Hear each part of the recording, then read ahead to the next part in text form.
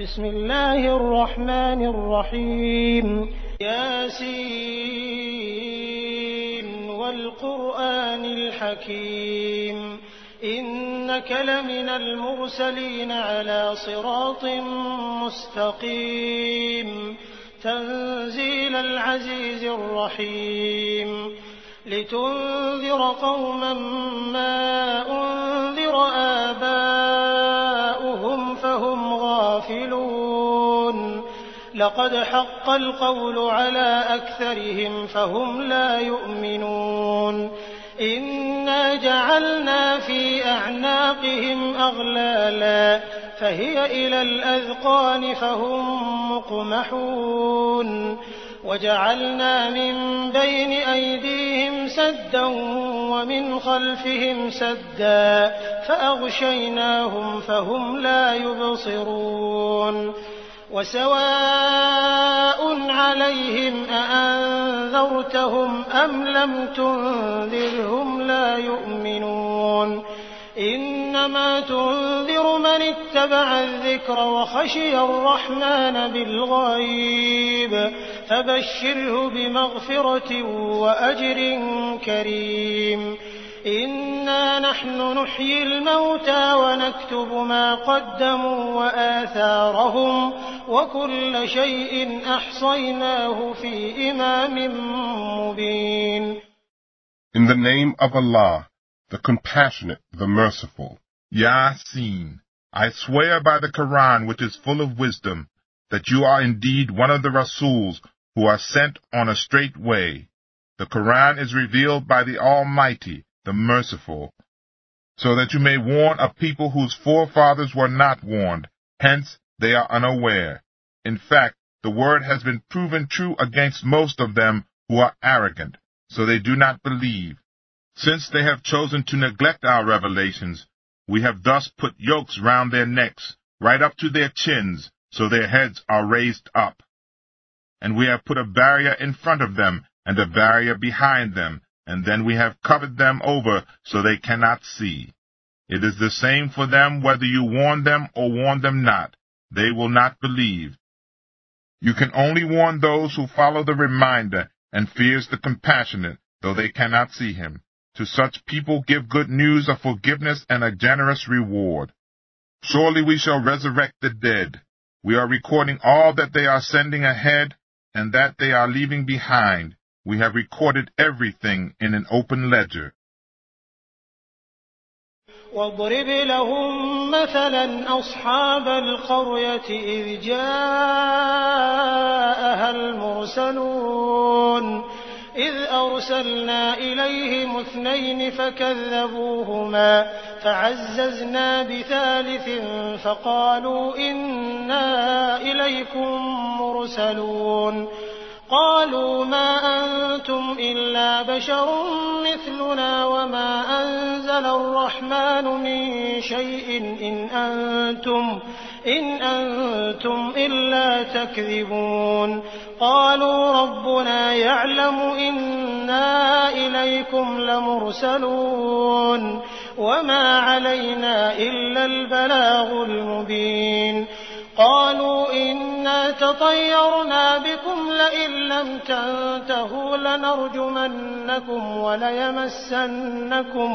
وليمسنكم منا عذاب أليم قالوا طائركم معكم أئن ذكرتم بل أنتم قوم مسرفون وجاء من أقصى المدينة رجل يسعى قال يا قوم اتبعوا المرسلين اتبعوا من لا يسألكم أجرا وهم مهتدون. Narrate to them the example of the people of a certain town to whom the Rasuls came. At first we sent them 2 Rasuls, but when they rejected both, we strengthened them with a 3rd, and they all said, Surely we have been sent to you as Rasuls. But the people replied, You are but humans like us. The Compassionate has revealed nothing. You are surely lying. They said, Our Rabb knows that we have indeed been sent as Rasuls towards you. and our only duty is to convey his message plainly." The people replied, "We regard you as an evil omen for us. Desist, or we will either stone you, or you will receive from us a painful punishment." They said, "Your evil omens lie within yourselves. Do you say this because you are being admonished? Indeed, you are a nation of transgressors." In the meantime, a man came running from the remote part of the city and said, "O my people, follow these Rasuls. Follow the ones who ask no reward of you and are rightly guided." وما لي لا أعبد الذي فطرني وإليه ترجعون أأتخذ من دونه آلهة إن يردني الرحمن بضر لا تغن عني شفاعتهم شيئا ولا ينقذون إني إذا لفي ضلال مبين إني آمنت بربكم فاسمعون قيل ادخل الجنة قال يا ليت قومي يعلمون بما غفر لي ربي وجعلني من المكرمين وما أنزلنا على قومه من بعده من جند من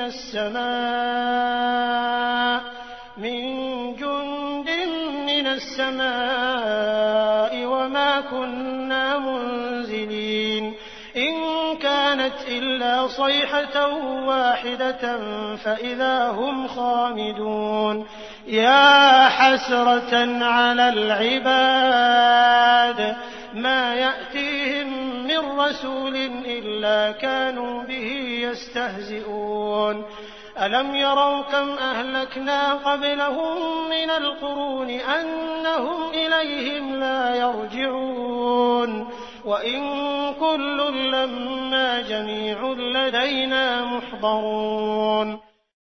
It would not be justifiable on my part if I do not worship him who has created me and to whom you shall be brought back.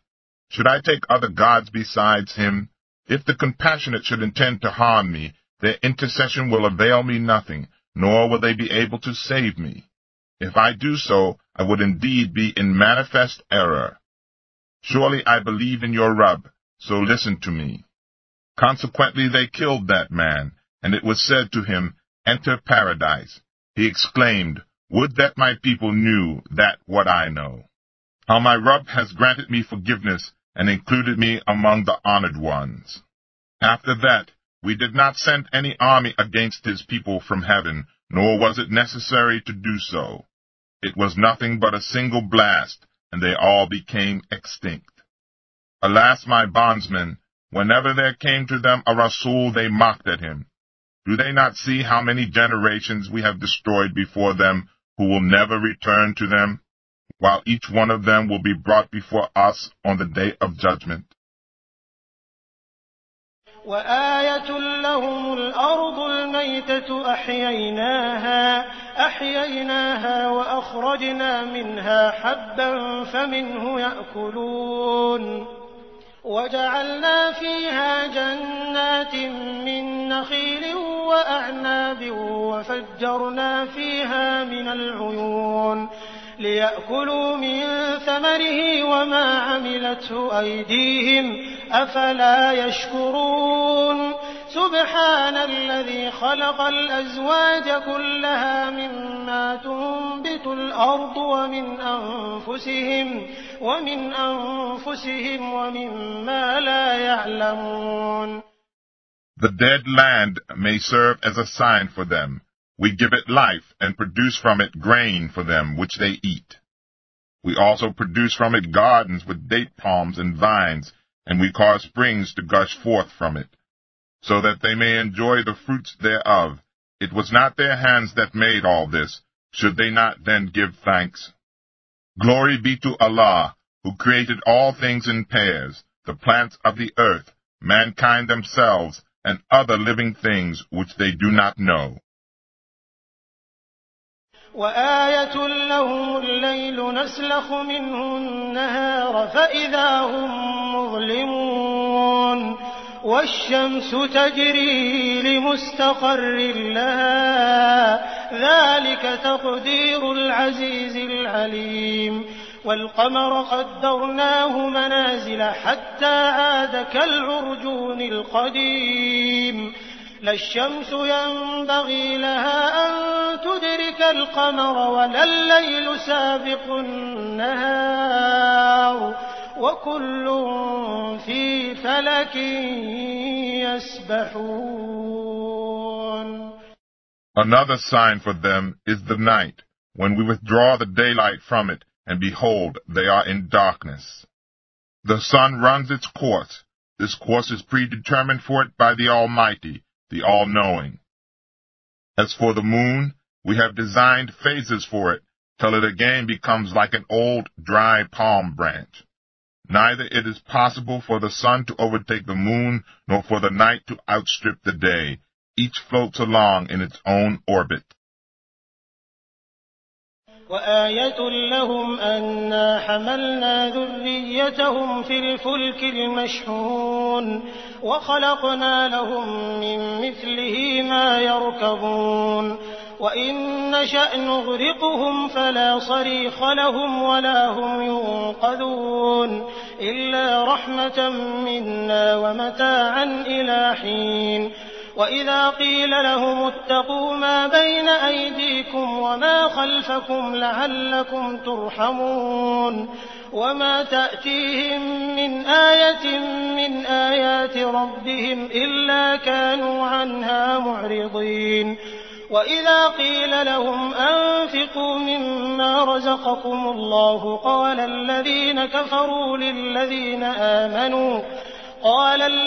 كفروا للذين آمنوا أنطعم من لو يشاء الله أطعمه إن أنتم إلا في ضلال مبين ويقولون متى هذا الوعد إن كنتم صادقين ما ينظرون إلا صيحة واحدة تأخذهم وهم يخصمون فلا يستطيعون توصية ولا إلى أهلهم يرجعون. Another sign for them is how we carried their race through the flood in the laden ark. And similar vessels we have made for them on which they ride. If we want, we can drown them, and they will have no helper to save them, nor can they be rescued, except through our mercy, and unless we prolong their lives for a while. When it is said to them, have fear of that which is before you and that which is behind you, so that you may receive mercy, they pay no heed. Whenever any sign from the revelations of their Rabb comes to them, they turn away from it. Whenever they are asked, spend out of what Allah has given you, the disbelievers say to the believers, should we feed those whom Allah can feed himself if he so chooses? You are quite obviously in error. Further they say, when will the promise of resurrection come to pass if what you say is true? In fact, what they are waiting for is a single blast which will seize them while they are yet disputing among themselves in their worldly affairs. Then neither will they be able to make a will, nor be able to return to their families.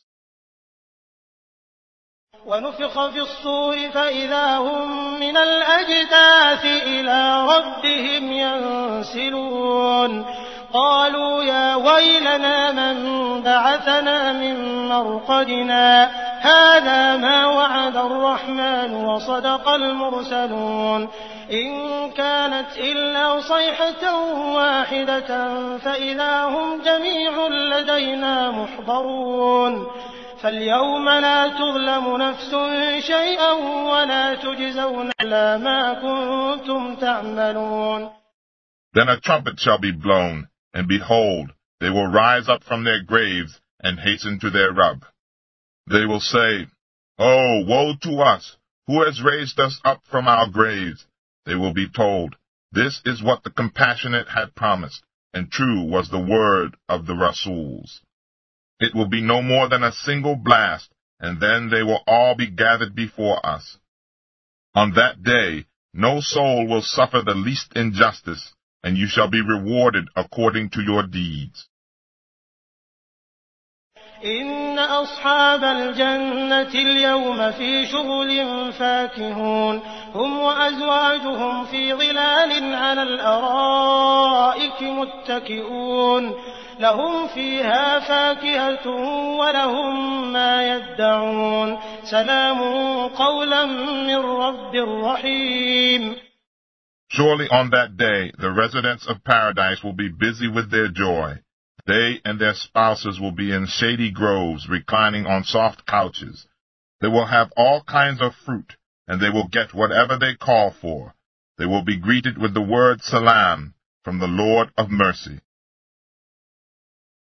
وامتازوا اليوم أيها المجرمون ألم أعهد إليكم يا بني آدم ألا تعبدوا الشيطان إنه لكم عدو مبين وأن اعبدوني هذا صراط مستقيم ولقد أضل منكم جبلا كثيرا أفلم تكونوا تعقلون هذه جهنم التي كنتم توعدون اصلوها اليوم بما كنتم تكفرون اليوم نختم على أفواههم وتكلمنا أيديهم وتشهد أرجلهم بما كانوا يكسبون ولو نشاء لطمسنا على أعينهم فاستبقوا الصراط فأنى يبصرون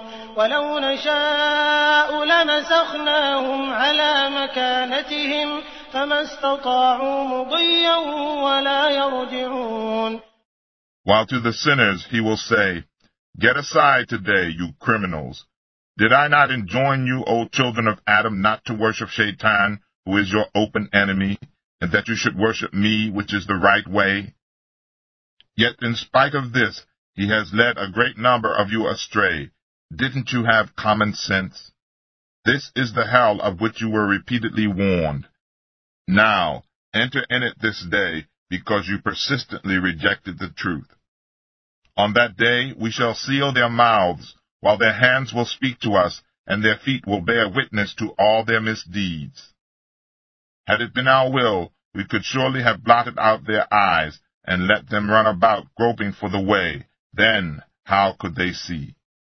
And had it been our will, we could have nailed them to the ground. Then neither could they move forward nor retrace their steps.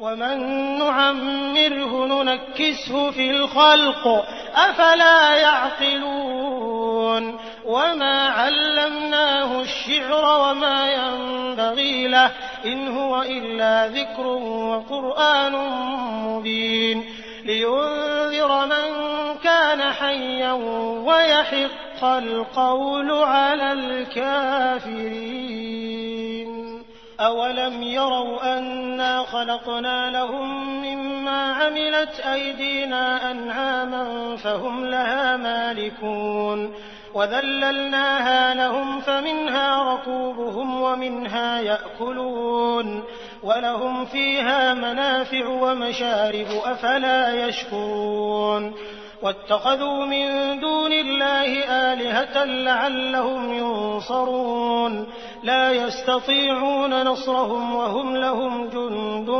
محضرون فلا يحزنك قولهم إنا نعلم ما يسرون وما يعلنون. Those to whom we grant long life, we reverse their nature. Don't they understand anything from this? We have not taught him poetry, nor does it behoove him. This is nothing but a reminder and a plain Koran to warn those who are alive and to establish the charge against the disbelievers.